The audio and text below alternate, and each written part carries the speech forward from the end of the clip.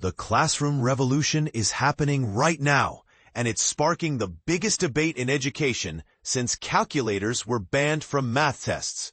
Just days before students returned to their desks in Syosset, New York, something unprecedented was unfolding. Hundreds of educators gathered not to discuss traditional teaching methods, but to master the very technology that many feared would replace them entirely. The irony? They're now leading the charge to integrate it into every lesson plan. We're genuinely thrilled to present some of the groundbreaking work we've accomplished with artificial intelligence during our pilot program. Explained Tyler Gentlecore, an educator who's become an unlikely pioneer in this educational transformation. Teaching first-graders at Robbins Lane Elementary School, Gentlecore found himself at the epicenter of change. There's something incredibly exciting about being at the cutting edge of educational innovation like this, he shared with evident enthusiasm. But here's where it gets controversial. These aren't just high school students we're talking about. Elementary school children, some barely able to tie their shoes, are now being introduced to AI-powered learning tools. Gentlecore's approach with his young students was deliberately measured. Our pilot program focused primarily on helping teachers explore and understand various AI applications, he clarified. The district has been experimenting with platforms like Google's Gemini, transforming how educators approach lesson planning and student engagement. Caroline Politsides, who teaches English at Syosset High School, represents the journey many educators have taken, from fear to fascination. Initially, I was genuinely terrified, she admitted candidly. My biggest concern was that students would stop learning altogether, simply allowing AI to complete their work for them. However, I've come to realize that we must learn to channel this incredible power effectively.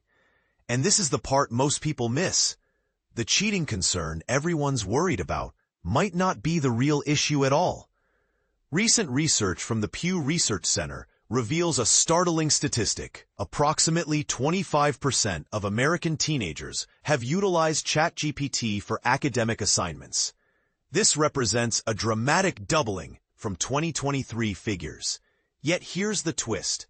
The majority of these students actually believed it was inappropriate to use advanced AI for writing essays or solving mathematical problems. Nikhil Shah, a senior at Syosset High School, offers a different perspective that might surprise skeptics. I genuinely believe students at our school are using AI to assist with their assignments, but they're doing so in ways that our teachers actually support and encourage, he explained. David Steinberg, the district's assistant superintendent, frames the situation with brutal honesty that cuts through the debate. We simply don't have any alternative at this point. Artificial intelligence is advancing at breakneck speed. Frankly, the world is moving faster than our traditional educational methods can keep pace with. But here's what's really fascinating. Students aren't just passive recipients of this technology. Many are becoming active advocates. Shah's journey with AI began in an unexpected place, his Spanish language class the previous year. We would record ourselves speaking Spanish to practice pronunciation, he described.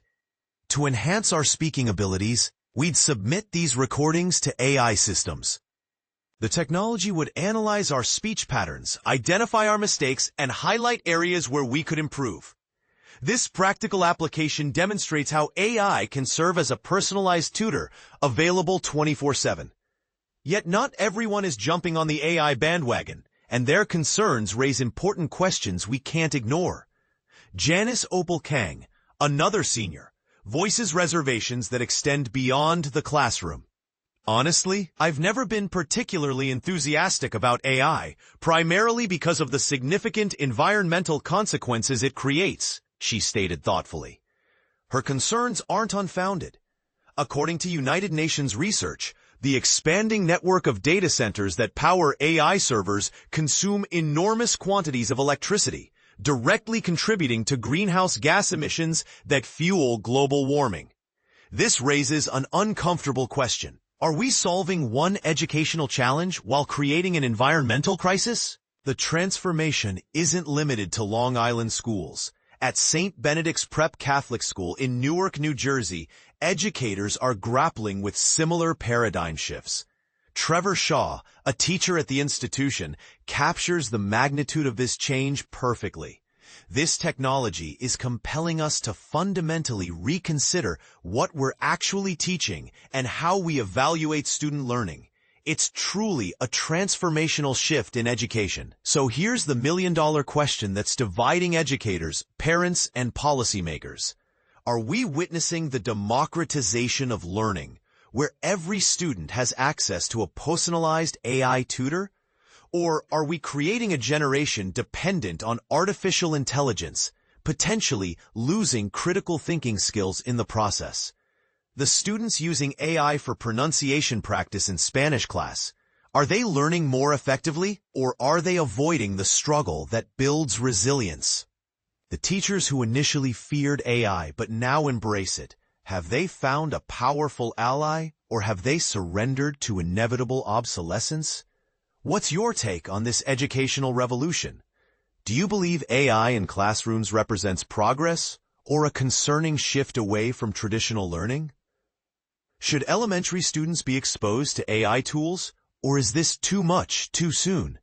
And perhaps most importantly, how do we balance the undeniable benefits of AI education with the legitimate environmental concerns raised by students like Janice? The classroom of tomorrow is being built today, and the decisions we make now will shape how an entire generation learns, thinks, and interacts with technology. The question isn't whether AI will transform education. It already has.